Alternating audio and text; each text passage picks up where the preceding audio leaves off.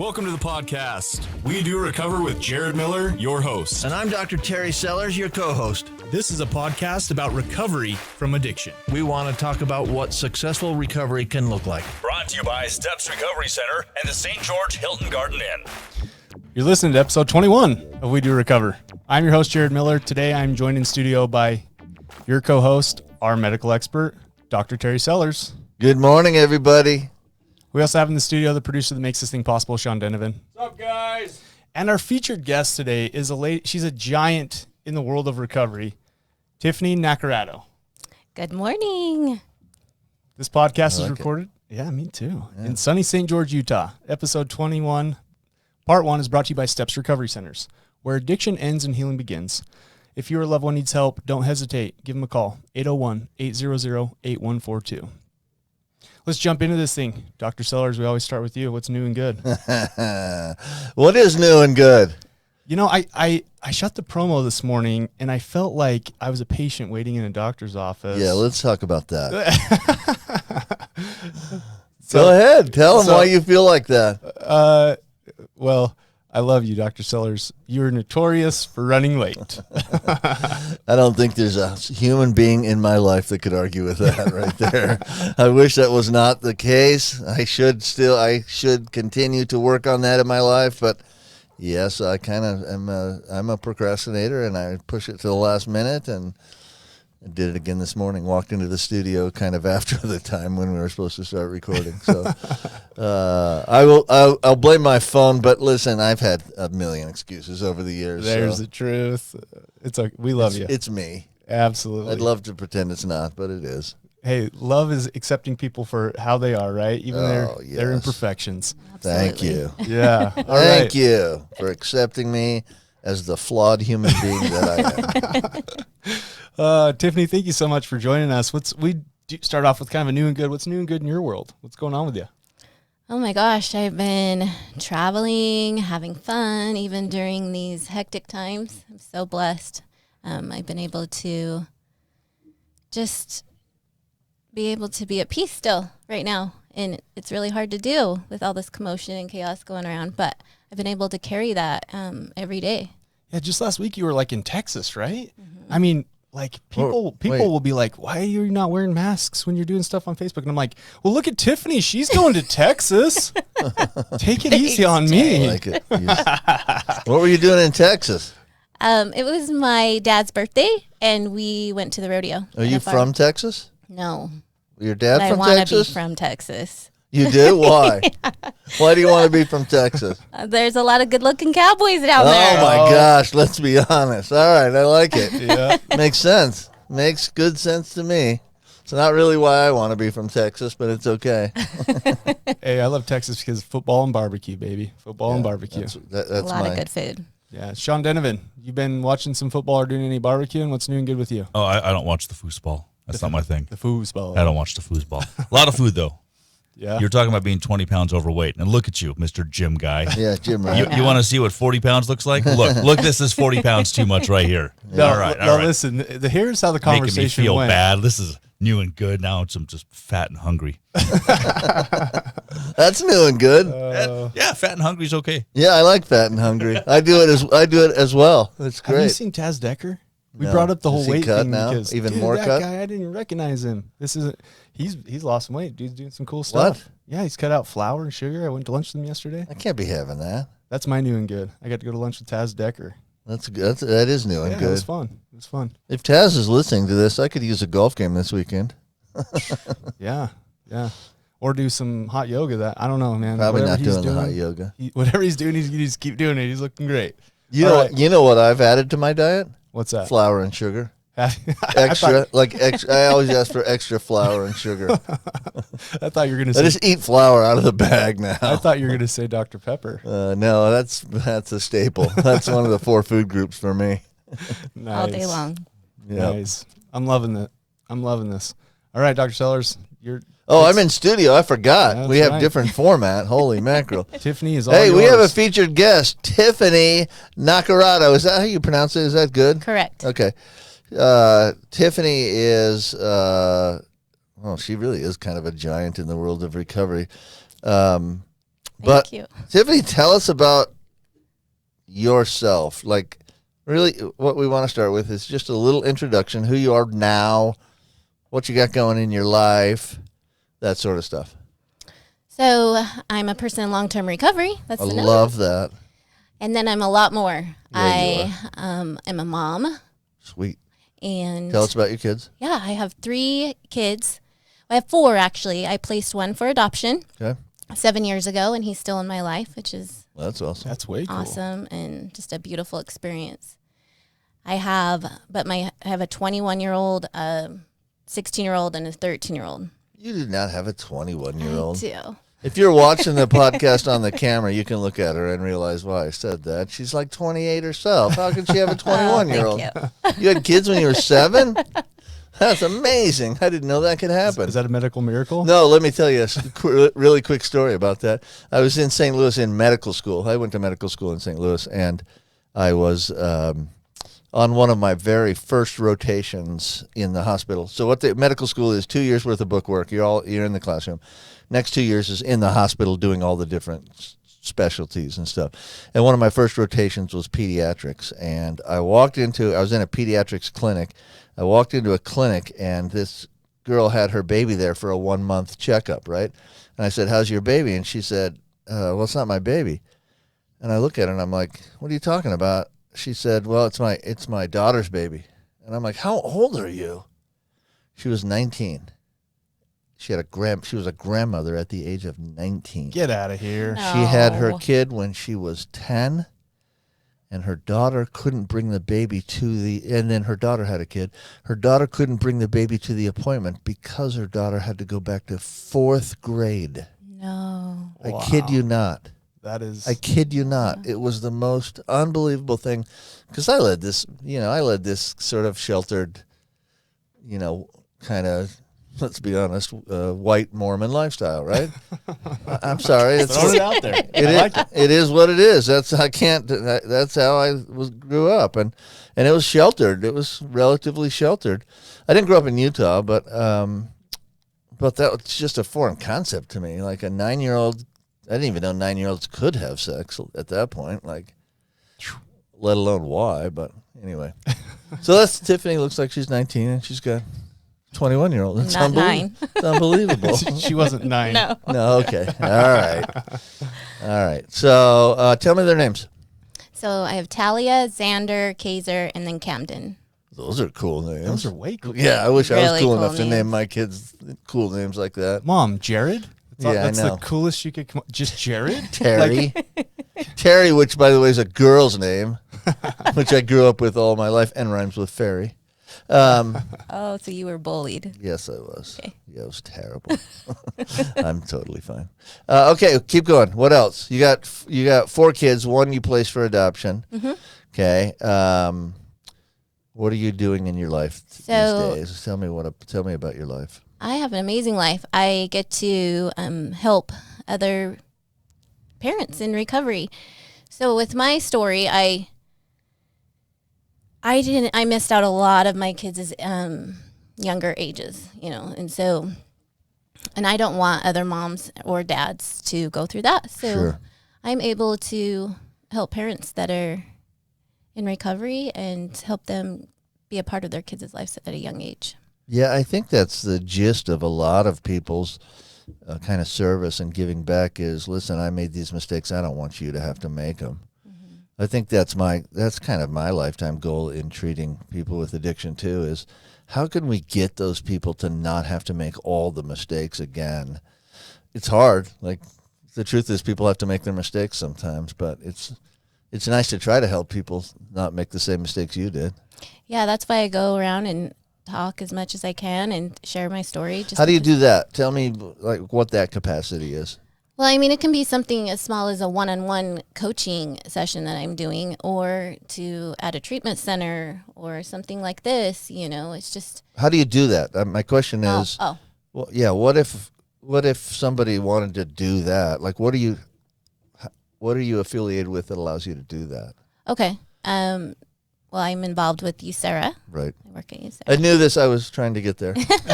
He was baiting you. Yeah. He was No, I baiting want you. you to. I want you to tell Yeah. the audience, not me. Hey, she works at USERRA. Yeah, I work at USERRA as Yeah. a recovery coach. Okay, tell us what USERRA is for those that don't know. Yeah, we're a nonprofit, not clinical. Everybody that works there, we are in recovery. We get training. We're certified peer support specialists. And my role there is a long-term coach, which means that I meet with people weekly or whatever they like to, when they like to meet. But we set up goals, recovery management plans. I give a lot of support.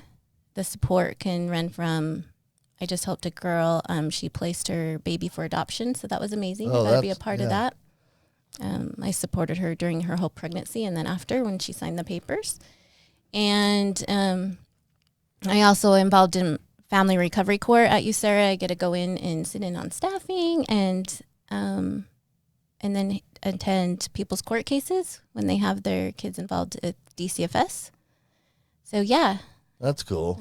You know, I think it's so awesome that, especially like you, Tiffany, you went through something like that yourself, right?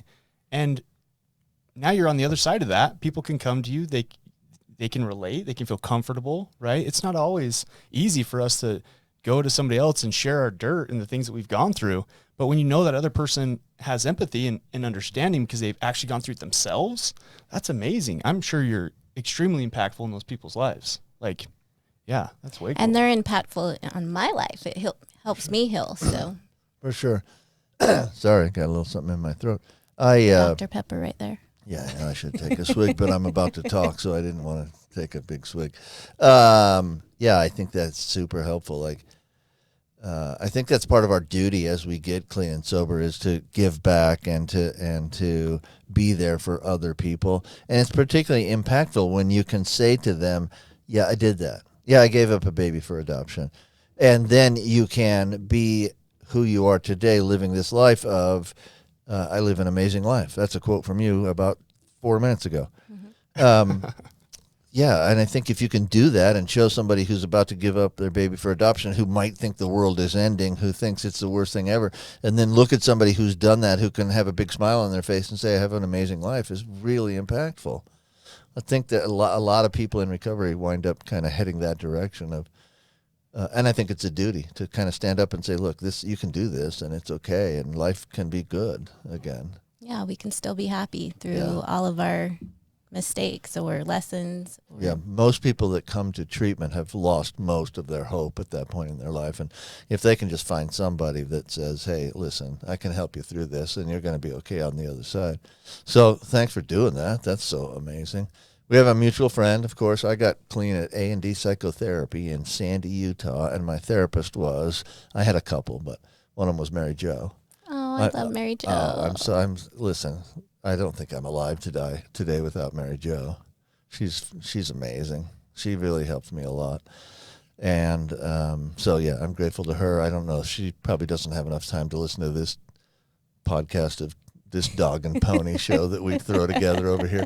Tell us what is it? What are we doing today, Jared? Oh man, we were joking about changing the intro to a bunch of dorks talking about recovery, or a bunch of Yeah, what did you say? It was something like that, but it wasn't quite that. Yeah. A couple of morons talking about recovery or something weird just like having that. some fun with this. That's what we're doing. Do you That's care? what we're here doing. I'm gonna jump in. I'm gonna go for the Go kill. to the story. Yeah. Okay. Yeah. Please do, Tiffany. because I'm wandering around. You're great. Save me. I'm drowning. We're okay, Tiffany. So obviously you've shared that you're in recovery. You've shared some things you've gone through. Where did that begin though? Like, what led into your addiction? So I think that, I know, when I was younger, I was constantly trying to fill a void. And I remember this at a young age, 3-4 years old. No, my substance use did not start then. But I know that that's the beginning of it, where I looked outside myself for happiness and was trying to belong. At age 3 and 4, I remember trying to this. fit in at age 3. Mm-hmm. Wow. And, my parents did the best that they can, but I came from a divorced family, which a lot of us do, and just trying to please both parents and going back and forth. And I had a lot of love and support that I just felt like I needed to keep up with them and make them proud of me. And I fall into that still today, but at least I can recognize it, what it is. But yeah, so at a young age, and just trying to fit in and feel this love, which I had love, but just, it's weird to describe it, but I do remember age 3 or 4 doing that. And then, going through teenage years, I would dabble, and but I was always able to be the good kid, hold it together. I was a good student. My family didn't even know that I was doing anything like that. Where'd you grow up? Where was this? At that time, I was in Murray. Okay. So it kind of was all over Salt Lake. Okay. But yeah. So your outside projection was, I'm good, I've got everything together, calm, cool, collected. But on the inside, you had like this void. Yeah, almost this bottomless pit of needing to feel like, love, acceptance, part of something bigger than yourself. Mm-hmm. Am I getting this right? Exactly okay. right. Okay. Mm-hmm. I never just felt okay in my skin. Okay, so you're dabbling through teen years. Mm-hmm. And lead us to when it became a problem. So not until I was 24. Okay. And what happened was I was in this incredible relationship, and at that time I was a single mom, and then got into this relationship, and he ended up being my husband later on. But I was so infatuated in love and put everything into him. And when that fell apart, I did not know what to do but go use. Yeah. Which is weird because I did not have any of that. I didn't do that for years and years when things went wrong. But for some reason, when I put all of my time and energy into somebody else and not myself, and so when that failed, I just had to cover up that pain. And I always say that was the very first time my heart broke. I've had my heart broken many times, but 3 major times that are, in my life that has sent me over the edge. And that was one of them. That was the very first one. So I started using daily. And I appreciate you sharing that, because I don't always share a ton on here, especially, with multiple personalities. But it's interesting how you could identify. Wait, you have multiple personalities? with multiple personalities on the podcast? Sorry. I find it interesting. You look at 24 and you were faced with something that you felt even back when you were 3, right? The loss of love, the loss of connection. So I'm a big dork. I read books. And if you're familiar with the color code, mm-hmm. Tiffany is totally a blue. She's a blue. She is a, yes, that I bet blue is your color code. Have you taken the test? No. You haven't? To, though. You totally should. So the thing that's really cool about blue personalities is relationships mean a lot to them. Connection means a lot to them. What's it called when you get like somebody, you can tell somebody appreciates you? Oh man, this happens to me really? On every podcast. I don't know where you're headed. I'm sorry. Where people, like, you can tell people appreciate you, and it matters to me. Yeah. To feel appreciated. Mm-hmm. That's cool. That's cool. We appreciate you being here. Thank you. I appreciate you. Yeah. And you. Thanks. So what okay. So listen. I want to point out one thing she said, because I love it when we get little tidbits on this podcast that are really, really cool moments. And to me, when you said I put all of that time and energy into my relationship and not really into me, I think that's an interesting insight, like a great insight and a great moment for people. If you devote your entire life to one thing, those things, there's very little in our life that is permanent. Those things can be temporary. And when they go away and you haven't put any work into yourself, you're left with a void again, right? Mm-hmm. And we all know how, in our lives, how we fill those voids. And for those of us that have struggled with addiction, we fill them with drugs and alcohol. Mm-hmm. Okay, so the relationship breaks up. What happens, drugs and alcohol? So we didn't break up. Oh, wait a second. Wait a second. Uh-huh. Whoa. If you were paying attention at the beginning, I said I ended up marrying him. I heard that. I did hear that.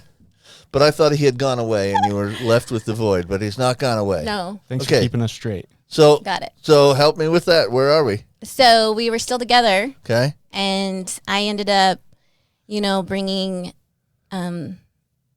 drugs home. And I was like, oh, well, let's get you addicted. I know, really bad. And so then he got in the spiral with me. It's not uncommon. Good. Listen, it's common to, hey, I've got this thing in my life that fills my void. Maybe it'll fill your void. Like, that's not that uncommon. Don't feel bad about it. My thinking was, you hurt me so bad, let's hurt you. Really? I can play Don't dirty. hurt Tiffany. Don't hurt me. Do not hurt Tiffany. Won't go well. All right, so you brought drugs home. Yeah, and then we both just went on a spiral, losing our, our jobs and our careers. And at that time, I had my one child, and then I ended up getting pregnant, and I sobered up. So, nice. And so I left him. This was a short breakup. I left him and had my 2 children, and then he ended up getting sober and we got back together. But again, here I am again in the same spot, putting my eggs in, you know what I mean? Sure. Yeah, investing all of your emotional into this guy. But he's an amazing guy, right? Yeah, well, he's amazing.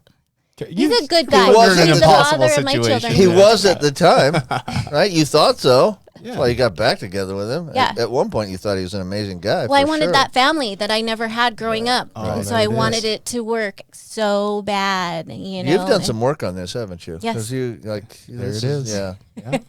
Yeah, you've done a lot of work on this, obviously. But that's cool. Okay, so you get back together. So we get back together. I was, on the PTA. My kids were involved in everything. We have another baby. But I still was feeling that emptiness because my kids and him were my entire life.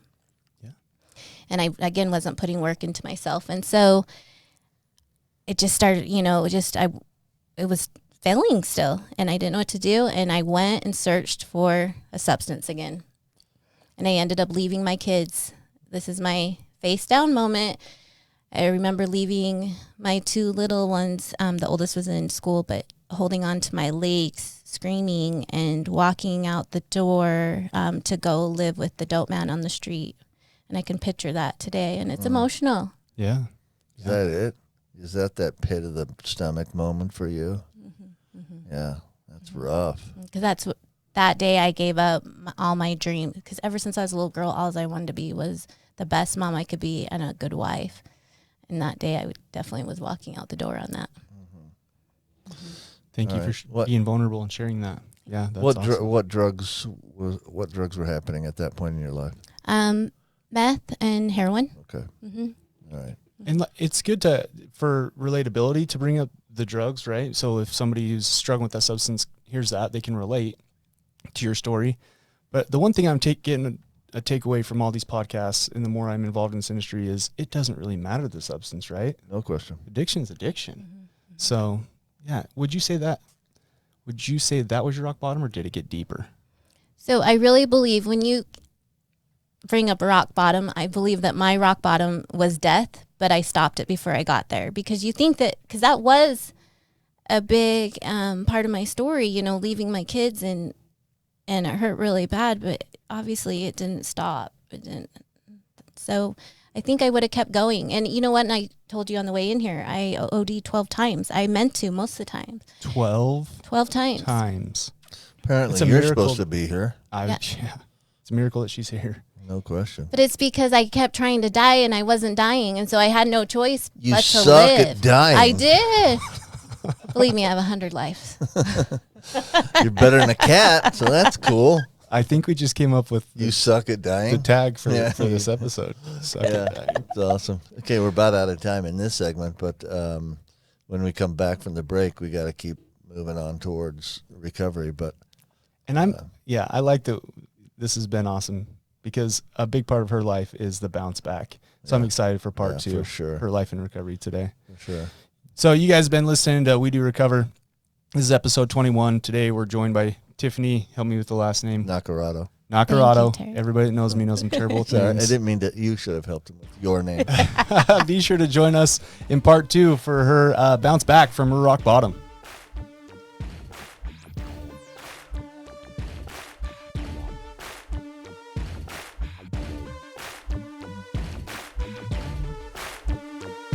You are listening to We Do Recover with Jared Miller and co-hosted by Dr. Terry Sellers.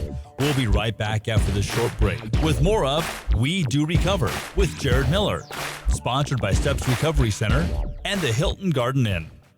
I'm Desmond Lomax, one of the clinical executives here at Steps Recovery, and once you become of the Steps family, you're just a part of the Steps family. A lot of us have overcome substances, overcome addiction, and now we're able to help other people. Second of all, we're also going to help you in a way where you can afford to be helped. Third of all, we're going to give you the same quality that many organizations are charging 2 to 3 times, and it's more about you than it is about our organization. We welcome you back to We Do Recover with Jared Miller, co-hosted by Dr. Terry Sellers. Brought to you by Steps Recovery Center and the St. George Hilton Garden Inn. And now with part 2 of our podcast, Jared Miller and Dr. Terry Sellers. This is episode 21 of We Do Recover. Today we have Tiffany Naccarato. My man. See why he's my co-host? Listen, Jared Jared makes fun of me for being late. We all have our little quirks. Jared is not great with names. Yes, that is true. So this episode is episode 21, part 2 is brought to you by the Hilton Garden Inn. It's always sunny and bright at the Hilton Garden Inn, St. George, Utah. If you're traveling through southern Utah, go to Google, give them a Google search. Just type in Hilton Garden Inn, St. George, Utah. I promise you won't be disappointed. They have amazing amenities. Great place. Yep. You stay there every time you come down. And I love it. I love it. They're good to me, and I love it. It's a great place. Yeah. Okay. Well, we learned in part 1 that Tiffany sucks at dying. Yeah. I just want to point that's crazy to me because I've overdosed twice, once accidentally and once very much on purpose. And that's part of my story, but 12 times. Mm-hmm. That's crazy. I like the persistence though. At least you kept trying. Right? A lot of us mess something up and we'd say, "Oh, I'm not good at that." Well, she's persistent at it. I'm going to keep going. I'm going to keep trying to kill myself. I got to ask because it's on my mind. My buddy John Gossett with Life's Worth Living Foundation just did like a gala to raise some money around the holidays. Were any of those 12, and you don't have to answer this, but were any of those 12 on purpose? Absolutely. John Gossett, guest right here. Yeah, there you go. Cool. There you go. She's going to be a podcast pro at the end of this whole thing. All right, so let's keep going because we got a lot of story, obviously. Okay. When we left off, you had left your house, your kids are grabbing onto your leg, and you have left, and you're living on the street or something with your dealer. Mm-hmm. Okay. Take us from there. Yeah, so living on the street for 6 years. And I'm so blessed that my ex-husband let me see my kids still and be a part of their lives, even though maybe sometimes I shouldn't have, Yeah. I'm blessed for that. So I was able to still have that relationship with them. Obviously not the relationship that I desired, but it's helped a lot in my recovery today still to be able to continue on that. But yeah, I never got in trouble with the law until I left, and then I started racking up charges and started dating somebody that was running from the feds, so that was fun. Oh, that makes for a fun and exciting relationship. Yeah, it's fun getting caught by those feds. It's fun when everything you do, you have to look over your shoulder. That is the definition of fun right there. That sounds like the definition of survival. Yeah, I do not miss it. Yeah, I'm guessing that's a hard lifestyle. Although we make excuses to ourselves that it's fine, but looking back on it, no, that's not fine. There's nothing about that. That's fine. Okay. So during living on the streets, you're using this whole time. Oh yeah, absolutely. More and more, and how are you getting money? Dealers. Okay. So I had the dealer that I moved, to live with, and then I had the guy that was in and out of federal prison. So, and then sadly to say, my mom passed away during that time, and I got some inheritance money. Oh, shoot. An addict on the run with cash. Yeah. And you know what? And it took me till just barely like a month ago, I wrote a men's letter to money because I felt really guilty because it was a lot of money and I spent it on crap, right? But it also saved me, I think, from doing other things. It kept me, even though I know that sounds funny. I get what you're saying. You're saying it without saying it. Yeah. You know what I mean? It really did. It saved me, and I was still able to eat, get my, drugs and stuff like that without doing more criminal involvement or harm. Yeah. Mm-hmm. Yeah. But I did do a lot of criminal stuff. I'm not like trying to act like I'm innocent over here, because I'm not. It's weird how drugs and criminal stuff goes hand in hand, right? I mean, eventually, for sure. Yeah. Yeah. So I just kept racking up charges, and what was scaring me though is the more and more that I would do, and my values were changing, and who I was as a woman and who I wanted to be just kept disappearing. And I remember so many times looking in the mirror and not knowing, I remember just screaming at myself, who are you? What is going on? So powerful. And I take that every day, because I do not leave the house without staring at myself in the mirror, into my soul, and recognizing who I am today versus who I was then. Yeah. I want to point out something you said. My values were changing. I'm not sure that happens that often.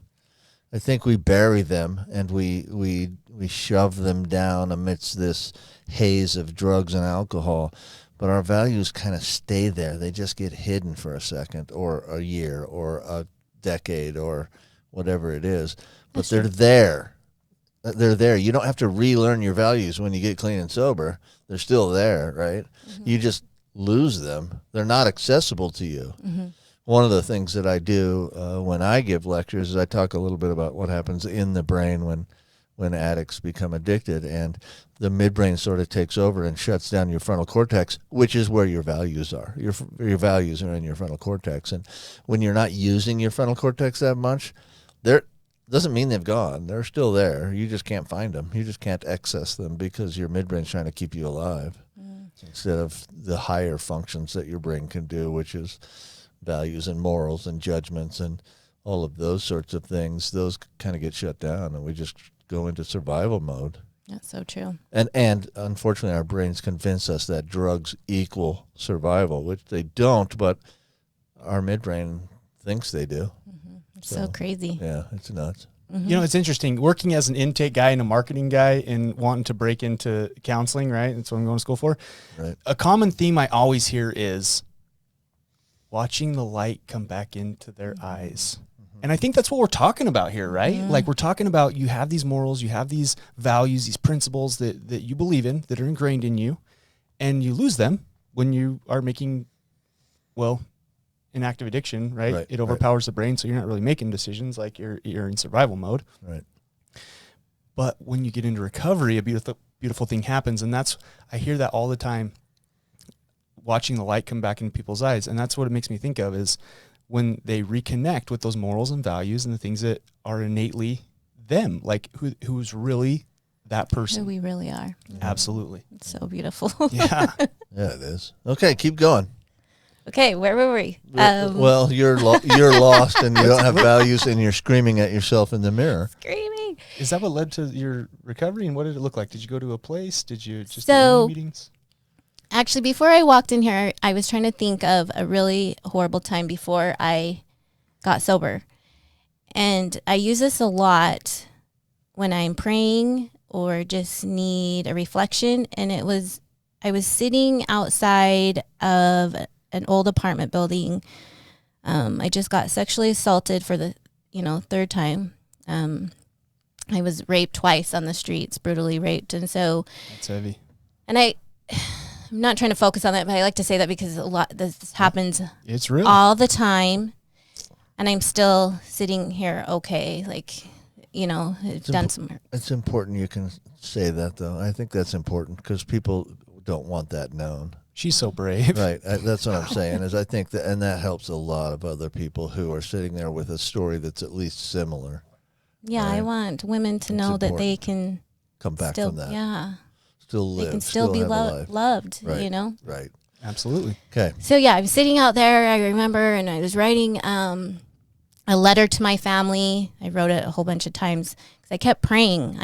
I'm huge on prayer, and I kept praying to help me find a way out because I wasn't dying, right? So, and you suck at it. Mm-hmm.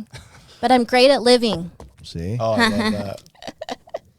So kept writing this letter, and I just had this huge shot of heroin, debating if I was going to try to end my life again. And I didn't have shoes. I was hungry, so lost. And it just clicked that, okay, get this letter to your family. And I happened to get it over to, so I have two dads. I have a stepdad and a dad. They're both great dad figures to me. And I ended up delivering it to him in Salt Lake, and he said that he would come and get me to talk to me about it. And I didn't know that that was going to be the day, May 30th, 2017. I didn't know that was going to be the day, so I hid, my drugs in the bush before he came and got me, and left my clothing, what clothing I had. And he came and picked me up, and he's like, okay, if you're serious, we're doing it right now. And I was like, okay, but do I get to go to treatment again? Do I get to, get on Suboxone? He's like, nope, you're just going in that room, and you're going to detox. It's so, Wow. And I did it. Whoa. Just cold turkey. Cold turkey. A lot of hot baths. Okay, I love that. I do. It's doable, right? This is what keeps people going in addiction, is they're so afraid of how they're going to feel when they stop. And so they keep going. Even when it's not serving them anymore, people keep going because they're afraid of how they're going to feel. Mm-hmm, it's scary. And here you sit as a testimony too. Listen, I'll bet it was terrible. It was very terrible. I don't think it was fun, but it's doable. Mm-hmm. We can do some terrible things. It's not really more terrible than screaming at yourself in a mirror, who are you? And just physical. Yeah. Mm-hmm. Yeah. With your detoxing. Very good. So you detoxed in Yeah. a room, sweating it out and taking a Sweating lot it of hot out. baths. Wanting to run. Mm-hmm. Absolutely. My brain kept telling me Absolutely. to meet someone at the gas station down the street, or Because you'll feel instantly better when you do.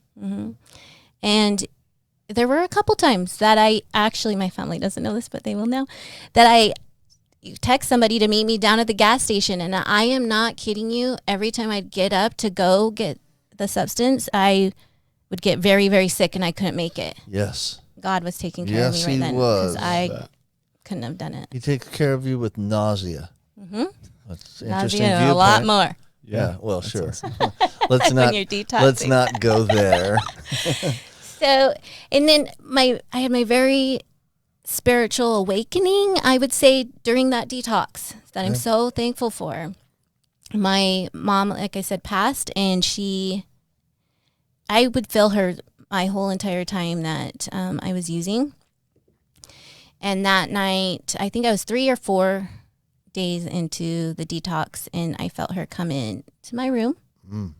And I let her know that I was going to do it this time, and that she didn't need to sit and protect me all the time, and be with me. And then I felt her leave.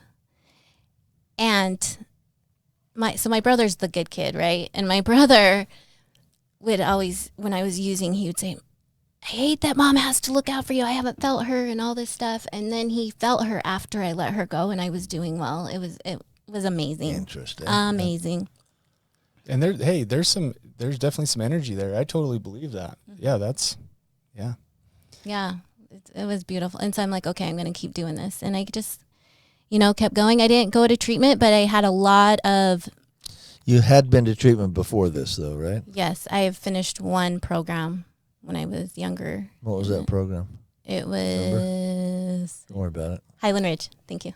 Oh, Highland Ridge. Yeah. And I also went to Journeys for a couple days, but then. I was just going to say, she said, I finished one program. I heard that. I heard that. So, yeah. How many started in a few. total did you? Oh, I've only been to a couple Journeys. Oh, and okay. Yeah. Okay. You're not like, what's that famous actor that he's always in and out of rehab? Robert Downey Jr. Robert Downey Jr. You weren't pulling a Robert Downey Jr.? No, but you know what? Treatment's awesome. I have a lot of friends that have been through treatment centers, and they are very knowledgeable and have all this work that they've done that I'm kind of have the, missing out syndrome. I'm like, how come I didn't get to go there and learn that? And that's a great You've point. You've done a lot of work, though. I was just going to say, that's a great point, and we love treatment centers, but that's not your story. It's not my story. So you go from detoxing in your room, feeling your mom, right, the presence of your mom, letting her know you're going to be okay. Do you just wake up the next day and you're off to the races, or how'd you rebuild your life back? So I joined felony drug court because I did not want to go to prison, and I was 2 months sober. Weird, huh? Okay. Yeah, I was 2 months sober, and that was a great support and accountability, drug testing me. That really kept me sober and going. Right. And then I started bonding with my kids, and just my family really stepped up and started giving me all these chances for adventures and connection, right? What I was craving. Right. Yeah. And they still, I'm blessed with a wonderful family. I get to do a lot of fun things, and that's really what keeps me going. The major thing that has changed in my recovery is that I have found who I am, and I'm okay standing or sitting here as an independent woman. I never had that. Again, going back to 3, clinging on to a mom or a dad or family, and then boyfriends or the popular girls, right, and all that, and then my ex-husband, and then even my kids. They're a very important part of my life. I love them so much, but I have to love myself too, or first, because I can't love them. So I sit here independent and confident, and I love who I am today. So I'm okay if people come in and out of my life, even though it's sad sometimes, but I'm still going to be standing here okay and not wanting to stick a needle in my arm over it. Listen, you've been to treatment. She already knew the things she needed to do. You're not missing anything. You have done enough work that your treatment isn't going to teach you anything at this point for sure. It's a lot of work you've done on yourself and on kind of understanding your story, and it for sure shows. Thank you. One thing I was going to point out, great. Yeah, that I love that she said is from 3, she felt this kind of hole or this empty void, right? The bottomless pit, we'll call it. But the thing that changed for you is when you decided to love yourself first. It just reminds me, when you go on a plane flight, right? And they tell you before you take off, they say, listen, if anything happens and the masks drop, what do they tell you? Put your mask on. Put your mask on your kids first, or whatever. It's put the mask on yourself. Oh no, first. sorry. I just died in a plane because I tried to put it on somebody else first and I died. Sorry, that's not what they tell you. They tell you to put it on yourself first. So yeah, they come on and they say, make sure you put the mask on yourself first before you put it on your kids or anybody else around you. And really, that's just kind of a metaphor for what you're talking about. Mm-hmm. You had to put your mask on first and love yourself before you could really enjoy life, right? Have a sense of fulfillment and a sense of being enough before you could look in the mirror every morning and say, Tiffany, you are enough, right? Mm-hmm. I love that. That's then you got golden little nugget. Then she has the strength to give back to other people. Yeah, okay. Exactly. How'd you get involved in that, in the giving back to other people? I've always had that giving heart. Since I was younger too, and I started volunteering for different organizations. Right now I volunteer with Soap to Hope. I don't know if you guys have heard of Soap to Hope. I have, yeah. I haven't. Educate me. So we go out under the city lights and help women, men, and teenagers that have been solicited for sex. And, and we get to connect with them at a different level. We give them resources. It started out with a hygiene bag and little notes in there with affirmations, and now it's developed into getting people into treatment, giving them cell phones to stay connected with their community or treatment. Loved ones, people that are going to help them. How'd you get involved? How did that happen? Yeah, and how long's it been around? Sorry. So it's been a nonprofit for a little over a year. And I am good friends with the founder, January Riggins. And she just invited me out one night. And that's cool. Mm-hmm, and I fell in love with it. Awesome. We got to try to get her on the podcast. I love that concept. That's so cool. She's amazing. It is a cool concept. That is that. Really, I'll hook you up. Hey, we got to hook up. We got to hook up. Just put January on notice. She's coming on the podcast if she'll agree. It's cool to me that there's people out there like her. You know, there's so many people out there that start nonprofits that just have huge hearts, right? Mm-hmm. True blue personalities. Look that up. Like Tiffany here. Yeah, that's way cool. So you've been involved with that since the start. Well, she started doing it before it was a nonprofit, but yes, since it's became a nonprofit, I started last year. So, yeah, and then just doing different things with young people in recovery. There's BAM, Addicted We Stand, just volunteering wherever I could and asking how I can be of service. That's another big point right there. Well, it's a huge point, and she's such a great example of it. Like, listen to these organizations she's involved with. It's cool. Yeah, I'm very blessed that I get to live this life. And you know what? This is my huge thing. I believe that you get to design how your recovery wants to look. Yes, you do. Thank you. And so, and my recovery looks a lot different than my closest friends or even my coworkers or anything like that. And that's okay. And so I take, suggestions and try them out. And then if it doesn't work for me, then I try something else. And also, the way I do recovery today might not be the way I do it next year or in 10 years. It can change and you can switch it up. It doesn't need to be this certain way that you have to stick to or you're not going to succeed. Like that was really scary for me when I got into recovery and I was told by, amazing people that were living life great, but they're told that you need to do it this way. And or you're going to fail. That was really scary to me. I'm like, oh no, then I have to do it perfect.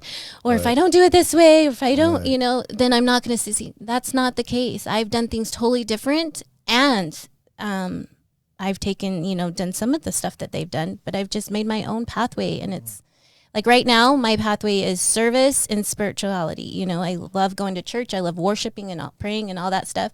And I love digging deep in service work. So, but who knows? Next year it might be something else, and that's okay. Important point. Well, we come from a tradition of there's one way to do it. Mm-hmm. Like you have to do this, you have to do this, you have to do this, and you have to do these 12 things, and then you have to do. I think that's a great theme of this podcast. Like recovery can be designed by you, with some help. I hope. Mm-hmm. I get it. Like my brain wasn't going to get me clean and sober at one point in my life for sure. My brain got me there. It wasn't going to get me out, so I had to listen to other people. But maybe try to find other people that don't say there's only one way to do it, because there might be a way that works better for you than that one way. And if it works better for you, then you're going to have a greater chance of success with it, right? Yeah, I definitely have surrounded myself with strong women that have let me just be me. Mm-hmm. And, and I always find women and men that have something that I want, and I learn from them. And I might not like everything that they do, but they have at least one or two, a couple things that I want from them. So I'll hang out with them and learn that, and then take that into my own life and just be who I am. Right? Again, It goes back from not knowing who you are and trying to fit into everybody else. I just want to be me. Yeah, awesome. And isn't it a cool moment when you see somebody, right? Like, look, I'm just going to come clean with it. This podcast, I was kind of doing some promo podcast before this, really just like recording in a buddy's attic in his business. But we were on the same podcast, Casey Scott's podcast, Project Recovery. Mm-hmm. And you talked about, you see people with things that you like and you identify that you kind of want that. I got to give those guys credit, because when I went in, the way that they ran it, the way they did their studio, the way, they do a fantastic job. And am I knocking it off? I don't think so. But I think that I respected what they were doing, and something inside me went, this is the way to do it. Like, this is awesome. So it's cool that you find that in other people. Mm-hmm. I can totally relate. Yeah, awesome. So what else are you doing now? Oh, I'm done Christmas shopping. I can add that. Hooray. That's the first. I'm not ready for Christmas. I am so relieved that I am done. I've never had it under control like this, and I'm done. It was easy. That's not control to me. Like I'm the most awesome. You're going to be shocked at this. I'm the most awesome Christmas Eve shopper ever. I'm so efficient. But I wait until an hour before the mall closes, and then I just feel guilty, so I go buy everybody like a million presents, and then I'm I'm good. So. Does that surprise you, Tiffany? Yeah. Not after him being. That's kind of who I am right there. I love it. That's why you're sitting over here so peaceful, though, is you got all your Christmas shopping done. Yeah. That's why she's got that peace going on. Well, she's got some stuff in her life that's going well, I think. That's good. Yeah, I just feel every year it gets better and better, even during the holiday season. It's definitely been hard in the past, but now I sit here, in peace. Yeah. So. That's awesome. Tiffany, you're such a great example to people. If you guys are listening to this and you want to contribute without having to spend a dime, comment, like, share. You can go to any major podcast platform. Give us a review. We appreciate it. All the support. Thank you, guys. Thank you, Tiffany, for coming on. You are amazing. Thanks, Dr. Happy Sellers. holidays. Great God guest. bless. Happy holidays. Thank you for joining us today on We Do Recover with Jared Miller. Help us spread our message of hope. Like, comment, and share.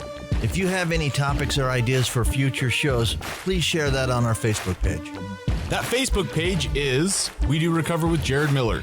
If you or a loved one needs help, please reach out to us. Again, thank you for listening. Brought to you by Steps Recovery Center and the St. George Hilton Garden Inn.